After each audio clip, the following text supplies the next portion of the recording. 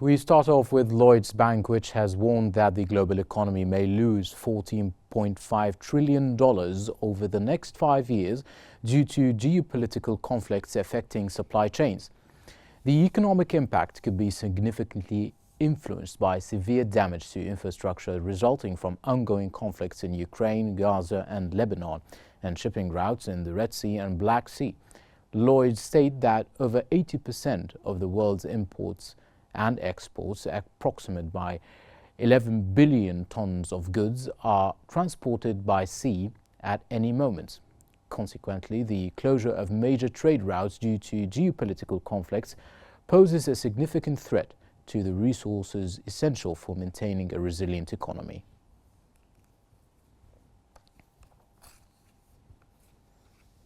A report from Fitch Ratings warns that the global economy is decarbonizing too slowly. While there has been improvement among major developed economies, emerging markets have failed to make reductions. The report noted that global CO2 emissions rose by 1.8% last year, compared to a global GDP growth of 2.9%. Fitch noted that while emissions from 10 developed economies fell to their lowest levels since 1970, emerging markets as a whole made no progress in decarbonization. In fact, the CO2 emissions and GDP of the 10 emerging markets monitored by Fitch rose by 4.7% last year.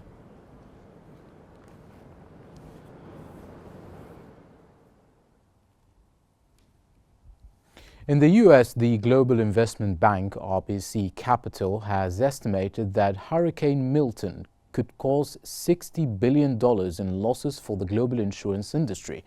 This may lead to higher reinsurance prices in 2025, which could potentially benefit some insurance stocks. The hurricane is set to make landfall on Florida's Gulf Coast late Wednesday or early Thursday. This loss estimate is comparable to Hurricane Ian in 2022, the second largest insured loss after Hurricane Katrina in 2005, and is considered very manageable for the insurance sector. Insurers and reinsurers have responded to rising disaster losses by increasing rates and excluding higher risk policies.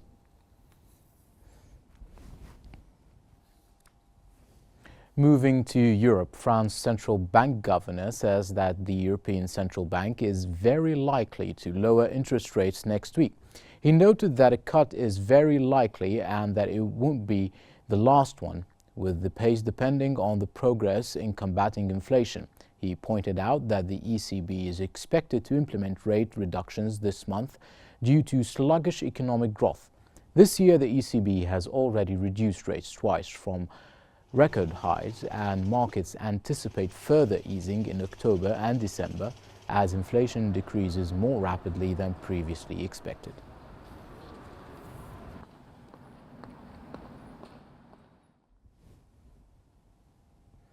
Moreover, European Central Bank policymaker Yannis Stornaris has expressed support for 2 interest rate cuts this year, with further easing expected in 2025 as inflation trends downward.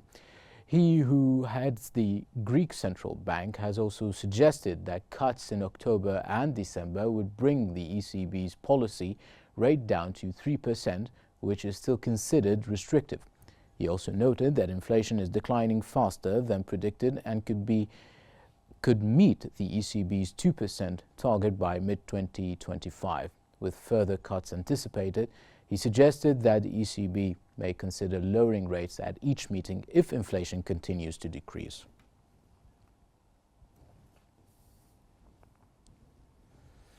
German monthly exports rose 1.3% in August due to strong demand, particularly from the US and the United Kingdom. Head of foreign trade at the German Chamber of Commerce, Volker Treyer, said that the second slight increase in exports in a row is a smaller glimmer of hope, but no reason to sound the all clear. He said that the export economy is still under pressure due to the high costs for energy, taxes and personnel, but also excessive bureaucracy. The foreign trade surplus broadened to 22.5 billion euros in August from 16.9 billion euros in July.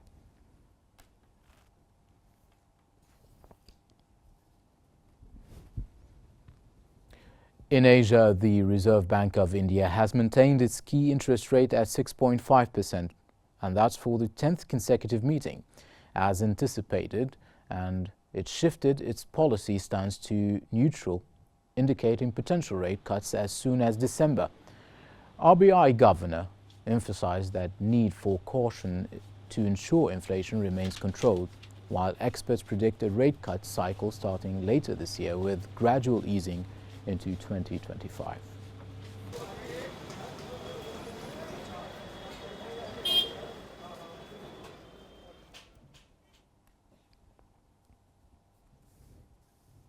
China's diplomatic mission has announced that Beijing has initiated a trade dispute with Turkey at the World Trade Organization regarding Turkey's tariffs on electric vehicle imports. The move comes amid growing global trade tensions due to China's rising EV exports, which some countries allege are heavily subsidized by Beijing to support its struggling economy. The statement described Turkey's measures as discriminatory and protectionist, and urged the Turkish government to comply with WTO regulations and rectify its actions.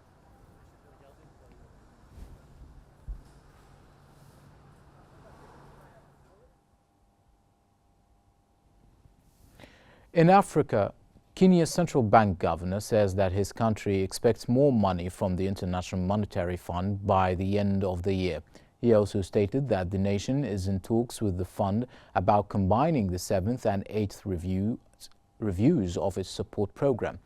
He also said that they are in the final stages of an agreement with the IMF, with fiscal framework already agreed.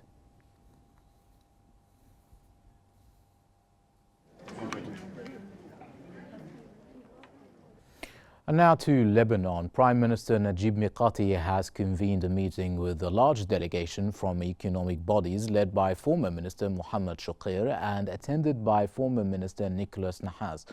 Mikati addressed the challenges faced by the country, emphasizing the need for cooperation to maintain economic activity and face the current challenges as swiftly as possible.